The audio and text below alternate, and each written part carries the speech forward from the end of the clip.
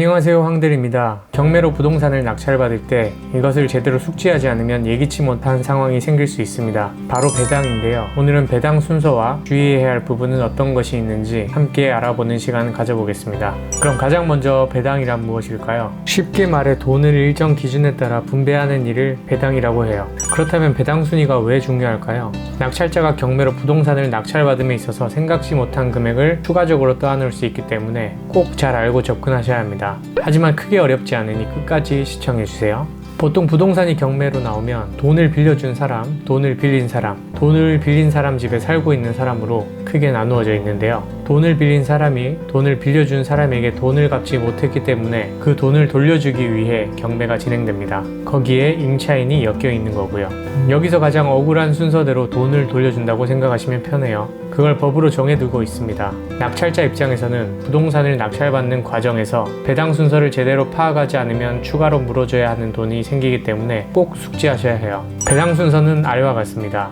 첫 번째로는 경매 실행 비용입니다. 채권자가 돈을 돌려받기 위해 경매를 실행할 때 들어가는 비용이에요. 채권자, 채무자 둘 간의 개인 비용이기 때문에 먼저 채권자가 비용을 계산해 둡니다. 그 후 감정평가사가 부동산 가격을 감정평가하여 가격을 결정하게 되는데요. 그 가격을 바탕으로 낙찰을 받으면 가장 먼저 주는 1순위 비용입니다. 두 번째로 필요비와 유익비입니다. 먼저 필요비는 부동산을 유지보수하는 데 필요한 유지비 및 수리비를 뜻해요. 예를 한번 들어볼게요. 전세로 살고 있는데 보일러가 고장이 났다. 당장 물을 써야 하기에 주인 집에 얘기했는데 고쳐주지 않아 결국 스스로 고쳤다. 이 상태에서 부동산이 경매로 넘어갔다. 이럴 경우 어떻게 될까?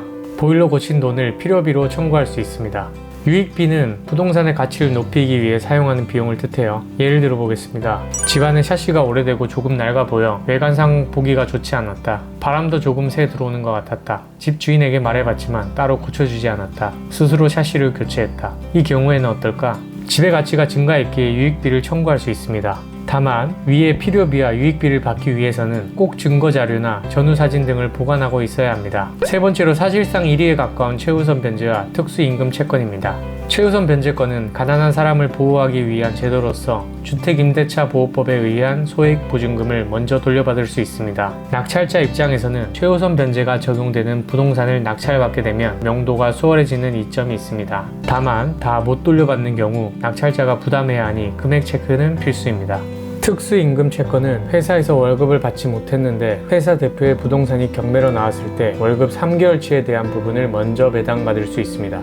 네 번째로 당해세입니다. 국세인 상속세, 증여세, 재평가세와 지방세인 재산세, 자동차세, 도시계획세, 종합토지세 등이 있습니다. 다섯 번째로 우선변제권입니다. 전입신고와 확정일자를 받은 경우입니다. 확정일자를 받아야 우선변제권이 생기기 때문이죠. 여기에 임차권, 근저당, 전세권, 가등기 등이 포함됩니다. 경매 물건을 볼 때 가장 자주 볼 수 있는 권리관계 부분이죠. 이들의 순위는 날짜를 기준으로 정해집니다. 만약 말소 기준 권리 앞에 임차인이 있다면 대항력 있는 임차인, 뒤에 있다면 대항력 없는 임차인이라고 합니다. 꼭 잘 알고 계셔야 하는 부분입니다. 여섯 번째는 일반 임금 채권입니다. 앞서 말씀드린 특수임금 채권이 3개월치에 대한 월급이라면 일반 임금 채권은 3개월을 제외한 나머지 월급을 뜻합니다. 보통 받을 확률 자체가 많이 낮은 게 사실입니다. 일곱 번째는 조세 채권입니다. 우선 변제권을 제외한 후순위 채권을 뜻해요. 여덟 번째는 산재보험, 건강보험, 국민연금보험료 등이 있습니다. 순위는 여덟 번째이지만 공과금이기에 국가에서 가압류를 걸게 되면 하순위로 올라가기도 합니다. 마지막으로 일반 채권입니다. 배당에서 가장 마지막이기에 거의 차례가 오지 않는다고 보시면 될 듯 합니다. 잠깐 낙찰받을 때 주의해야 할 사항이 있습니다. 임금 채권 혹은 당해세가 먼저 배당받는 경우 선순위 임차인의 배당금이 부족할 수 있습니다. 이 경우 낙찰자가 그 돈을 떠안아야 하기 때문에 대항력 있는 임차인의 경우 항상 주의를 하시기 바랍니다. 이렇게 총 9가지의 배당 순서와 주의사항에 대해 알아보았는데요. 낙찰을 받음에 있어서 생각지 못한 돈을 떠안게 되는 경우가 생길 수 있기 때문에 이 배당 순서는 꼭 숙지해 두시기 바랍니다.